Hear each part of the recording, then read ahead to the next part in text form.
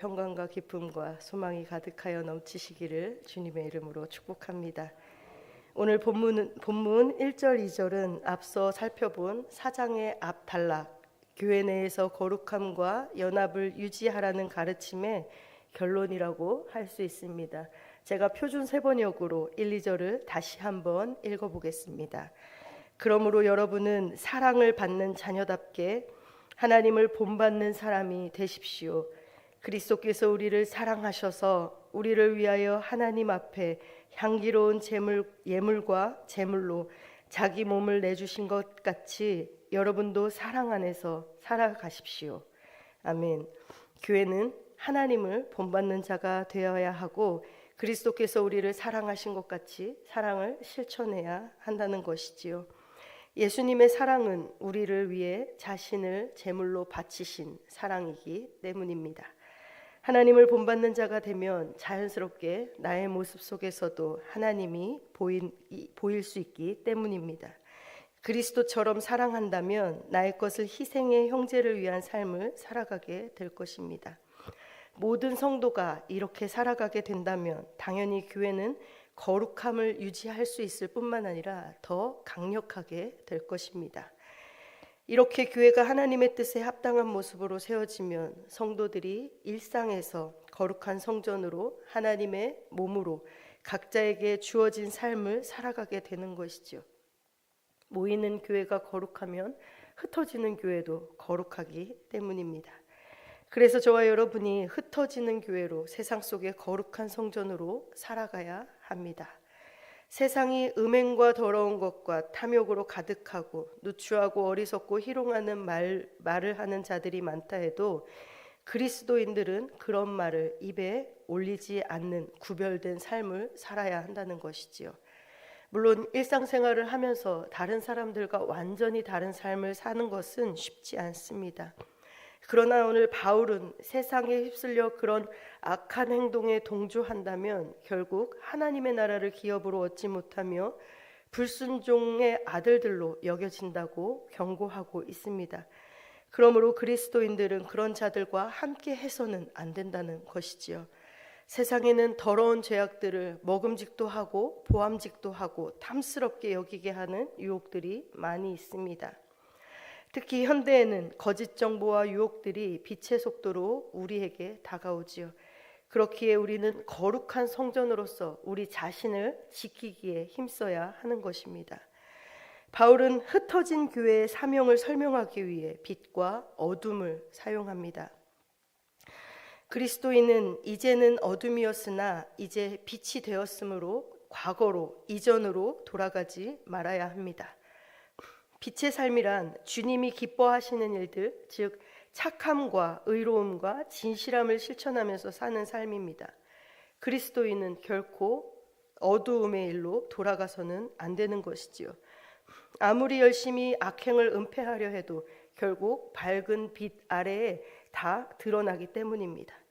바울은 성경에 없는 의식서의 일부를 이용하면서 잠자는 자에게 죽은 자들 가운데서 일어나라고 선포함으로써 그리스도인이 세상, 즉 죽은 자들 사이에 거하며 잠자고 있어서는 안 되고 즉시 세상 사람들 속에서 일어나 살아있는 자, 빛의 자녀로 살아가야 한다고 이야기하고 있습니다. 세상 속에 있으면서 세상에 속하지 않은 자로 살아가기란 쉽지 않습니다. 그러나 그것이 바로 우리에게 주어진 사명이라는 것을 기억해야 합니다. 우리는 세상 속에 살아가지만 세상에 속하지 않은 구별된 삶을 위해 부르심을 받은 자들이기 때문이지요. 주님은 우리에게 이런 사명을 주시면서 나를 본받으라고 말씀하십니다.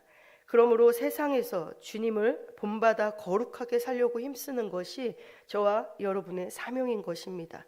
그런 우리를 통하여서 하나님께서 역사하실 것입니다.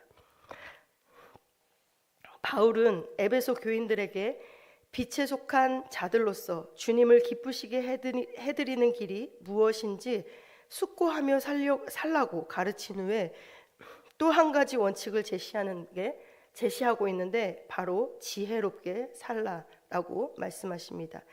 그런데 바울이 가르치는 지혜로운 삶이란 의미 있는 일로 자신을 채워가는 삶이라고 할 수 있겠습니다. 바울은 자세히 주의하여 주님의 뜻이 무엇인지 이해하고 어리석은 자가 되지 말라라고 말씀합니다. 이것은 율법을 모르는 이방인들에게는 좀 모호하게 들릴 수 있는 말일지 모르겠지만 유대인들에게는 의미가 명백한 가르침이었습니다. 유대인들은 어릴 때부터 여호와를 경외하는 것이 지식과 지혜의 근본이다라고 배웠고 율법을 묵상하고 익히고 가르치는 것이 여호와를 경외하는 것임을 알고 배워왔습니다. 그러므로 바울은 에베소 성도들에게 때가 악하고 인생을 허비하게 만들고 허송세월하게 만드는 시대를 살고 있으니 더욱 깨어 시간을 아껴 말씀을 묵상하라라고 강조하고 있는 것입니다. 예수님의 제자로 부름을 받았다라는 것은 주님 앞에서는 그날까지 계속 말씀을 묵상하고 말씀의 진리 안에 거하는 사람이 되어야 한다는 뜻입니다. 세상에는 우리의 시간을 빼앗으려는 수많은 유혹들이 있습니다. 그 모든 유혹을 끊고 주님의 말씀을 주야로 묵상하는 성도가 되어야 하는 것이지요. 바울은 어리석음을 벗어나 주님의 뜻을 이해해야 한다고 교훈하고 있습니다. 지혜로운 자는 세월을 아끼는데 세월을 아끼는 태도의 반대말은 방탕함입니다. 바울은 술 취함과 같은 방탕한 생활에 빠져 허송세월하지 말라고 가르치고 있는 것이지요. 그리스도인은 주님의 뜻을 이해하려고 하고 성령의 충만함을 받고 그분의 인도하심을 따라 살아가는 삶입니다. 세상 지식을 얻고 인맥을 쌓기 위해서는 많은 시간과 노력을 투자하지만 하나님을 알고 거룩한 교제를 나누는 데는 그야말로 시간을 들이지 않는 성도들이 많이 있다라는 것이지요. 참 지혜는 무엇이 진정한 의미를 가지고 있고 또 무엇이 영원한가를 아는 데 있는 것입니다. 영원하지 않은 것을 붙잡기 위해 전념하는 것이야말로 어리석고 방탕한 삶이라는 것이지요. 주님의 뜻을 이해하고 주님의 뜻을 따르기에 집중하는 것이, 전념하는 것이 지혜로운 삶입니다.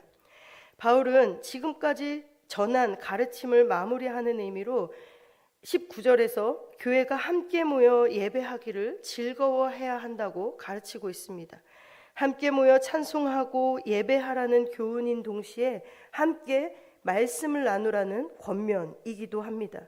초대교회에서는 율법이나 시편을 가사로 삼아 노래를 부르며 함께 예배하는 경우가 많았습니다. 바울은 그렇게 함께 모여 예배하고 말씀을 묵상하다 보면 하나님을 전심으로 예배하는 공동체가 되고 서로를 존중하며 피차 복종하는 관계를 이룰 수 있다라는 것을 알고 있었습니다.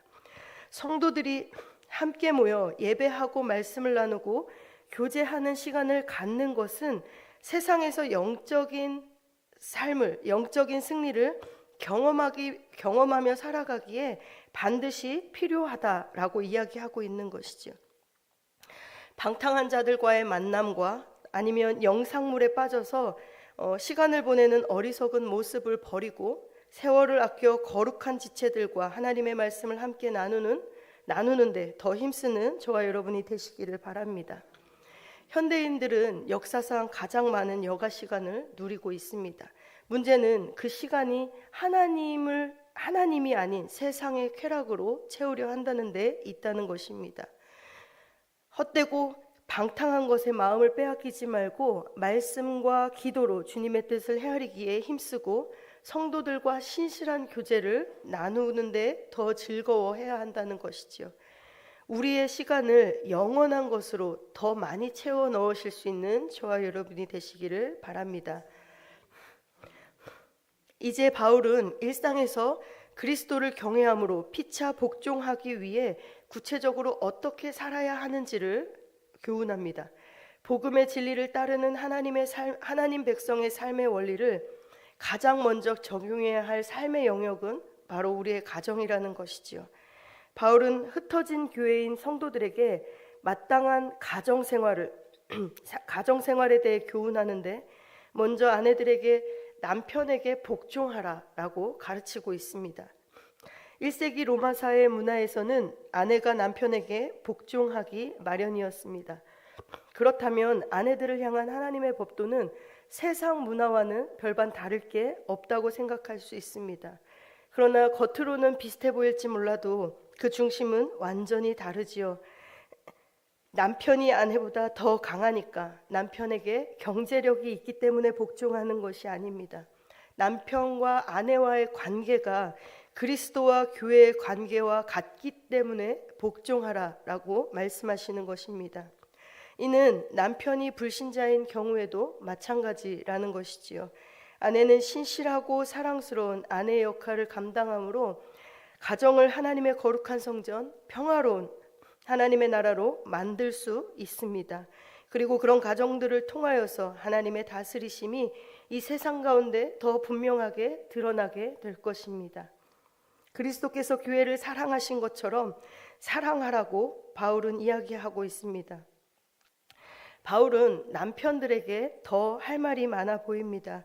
그는 그리스도께서 교회를 사랑하시듯 아내를 사랑하라고 가르치면서 그리스도께서 교회를 물과 말씀으로 깨끗하게 하시고 거룩하게 하셨다고 설명하고 있습니다. 그 사랑으로 인해 교회가 티나 주름 잡힌 것이나 이런 것들이 없이 거룩하게 되었다라고 이야기하고 있는 것이지요. 이는 여성들의 피부를 연상시키고 있는 표현이기도 합니다. 아내가 아름답게 자신들을 꾸밀 수 있도록 하라는 의미이지요. 바울은 이어서 내 이웃을 내 몸과 같이 사랑하라 라는 계명을 적용시켜 자기의 몸을 보호하듯이 아내를 보호하고 사랑하라고 가르치고 있는 것입니다. 당시 대부분의 가정에서 아내는 남편의 종이나 다름이 없었기 때문에 이는 당시 문화와는 완전히 다른 충격적인 가르침이었습니다. 남편은 그리스도께서 하늘 보좌를 버리셨던 것처럼 자신의 기득권까지 포기함으로 피차 복종하는 서로의 부부 관계를 이루어야 한다는 것이지요. 가정의 원리, 교회의 원리를 우리가 알아야 한다는 것입니다. 우리나라의 경우 아무리 세상이 변하고 서구 문화의 대세를 이루어도 오랜 세월 뿌리박힌 유교적인 가족관계는 변하지 않는 집안들을 살펴볼 수 있습니다. 사실상 사회제도를 바꾸는 것보다 가정의 문화를 바꾸는 것이 훨씬 더 어렵고 변화에 오랜 시간이 걸리는 것이지요. 이는 복음으로 사회를 변화시키는 것보다 가정을 변화시키는 것이 훨씬 더 어려울 수 있음을 알게 합니다. 그렇기에 바울은 성경을 인용하여 이것이 하나님의 뜻이라는 것을 강조하고 있습니다.